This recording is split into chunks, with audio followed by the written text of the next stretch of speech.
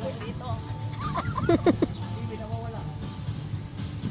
Parang hindi ka sanay di ah. Hindi nga eh. Sa walang tugtog. Parang hindi ka man lang sanay. Parang dalawang araw pa lang hindi nag-aero. Hindi mo lalalakin.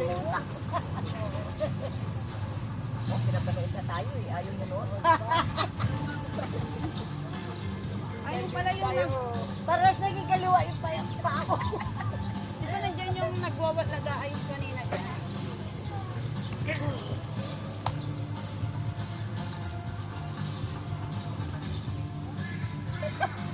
Si boss.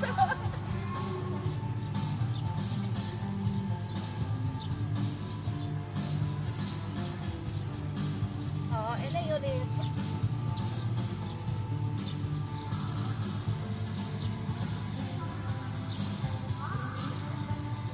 Parang ngayon ko lang narinig yan, tugtog na yan. Oo nga. Wala sa Manila yan. Ayun yung lalaki eh. Ay, kuya! Ayun na, tumingin sa'yo.